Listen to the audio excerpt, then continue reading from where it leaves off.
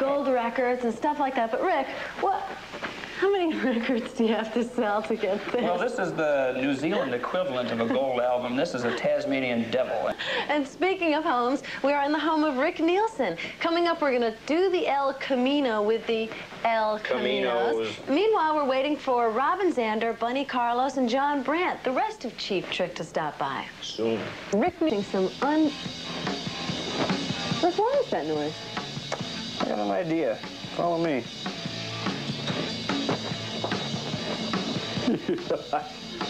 Come on, Martha.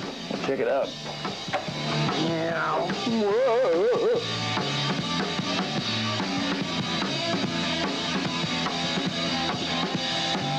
Hey, guys. You know Martha? Yeah. How you doing? Sounding good down here. Of course. What's going on down here? We're doing the basement tapes. Martha and I, you sort of knew about that, but seeing you guys practicing down here in my basement is sort of a thrill. I've always wanted to get your autographs. Cool. Sorry. Right. Say, I got an idea. We've got this new song that we'd like to premiere, do an MTV world premiere for you, if that's all right. Well, I'm here. We'll do it live. The one we've been working on. The one we worked. Probably the next album. You want to do it right now? Well, yeah. Why not? Yeah, if you don't mind. Perfect time. Video. Yeah. All right, so we'll do it this way. I'm Martha Quinn. Tonight we have a very special live world premiere from Cheap Trick. Going to be on your new album? Probably so, yeah. We're working on it right now. Okay, so world premiere video from Cheap Trick. 1, 2,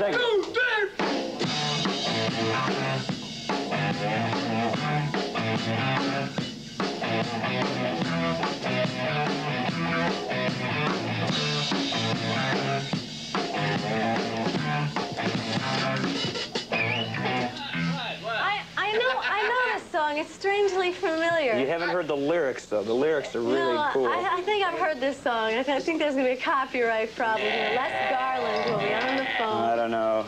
Louie came out in all sorts of versions. What's wrong with this? Yeah. I didn't like it to begin with. All right. Well, what else besides that one song are you guys working on? Well, let's see. We just got done with a 9-month tour all over the U.S. and Canada and Puerto Rico and a bunch of stuff like that. And now we've got a couple days off before we go to Europe. And after we get done playing in Europe and England, we're going to maybe do an album in England. But that's coming up soon, so maybe we should let the boys get back to rehearsing. And what a guy. A couple of days off. Yeah. Decides to do the basement tapes. Let's just come to Chicago. All right, well, I'll let you guys get back to it. see you later. Oh, Bye. take it away, guys.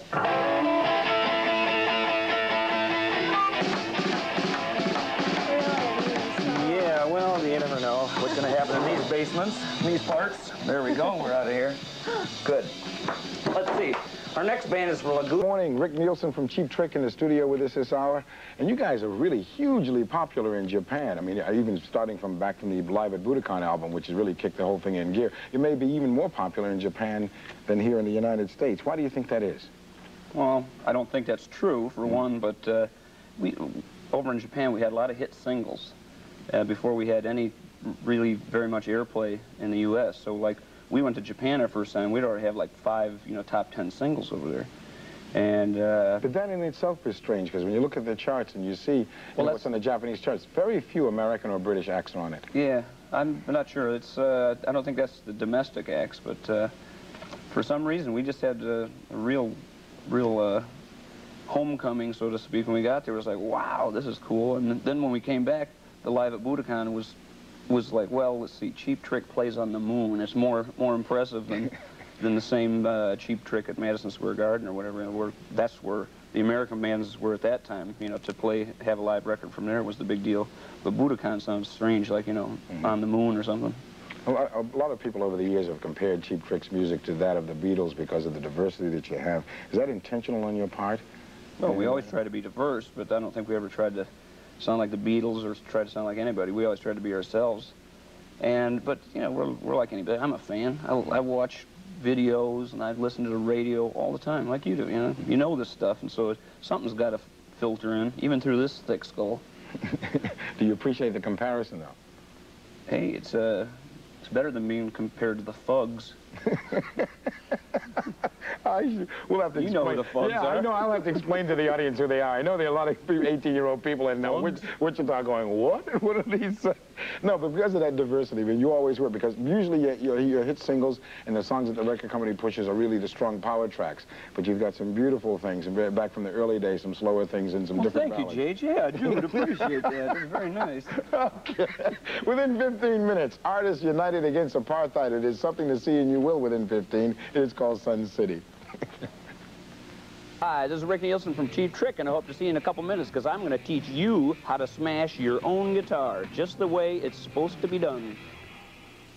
Apartheid, that is Sun City. Rick Nielsen in the studio with us this hour. Hey. I know you're a guitar collector, because, you know, for years that's gone around. How many guitars do you have in your collection? Oh, about 100 or 150. I don't exactly know anymore. I got up to about 200, but then I was hoarding them more than collecting them, so I got rid of a pile, but I still have plenty to play. 150. Hey, look, you're on TV. You must have 150 TVs at home, right?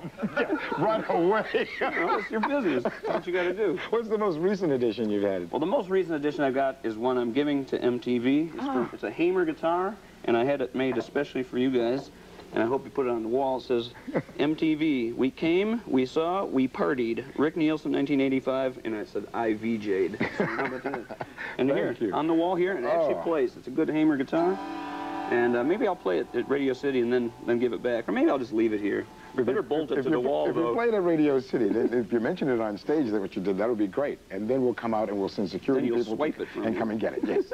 Okay, thank you so much. Yeah. Looks good, huh? We'll be right back. Nielsen from Cheap Trick, he's just made a lovely presentation of this new guitar. You know, we had in the music news for some time that you guys were really quite active a while back in doing some work for the USO. Can you tell us about that, how that all came about? Yeah, we did 2 tours of the USO. We were like the rock and roll Bob Hope of the 80s or something like that. The first one, we went to an island called Diego Garcia and Okinawa in the Philippines, and just played for a lot of Marines and Army and Navy and Air Force people. The people are like stuck in these remote places, and it was like a good taste of rock and roll for them. And we did it. We enjoyed it. And then later this year, we went to Crete and Portugal and Spain, Germany, France, and we actually landed on the Eisenhower.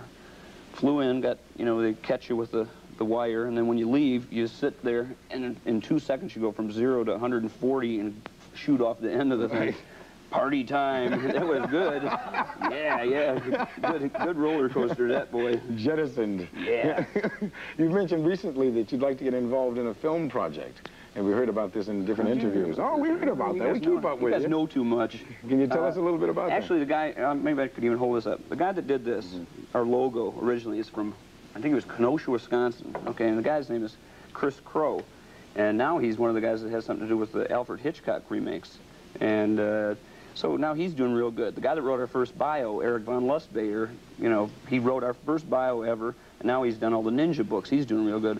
And I know Cameron Crowe, from Fast Times at Ridgemont High. I was thinking, why don't we get guys together to work, maybe do a project with some of our music, like some of our weirder songs like 3D and High Priest of Rhythmic Noise and Dream Police, and sort of tie them in together with these good writers. And instead of, hey, your lawyer talk to my lawyer, all this kind of junk, we just go as friends. Maybe get a project going.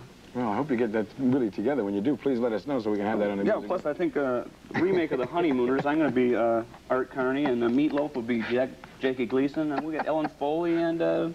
you got it together. Oh, yeah, we'll do something. Well, let's get back to the video right now. You're on MTV. From Cheap Trick, and we understand that many young musicians across the nation are not actually taking proper maintenance as far as their guitars are concerned. That's what I've heard, and this is usually what I use for my tool. My guitar pick is probably the prime tool for repair and maintenance.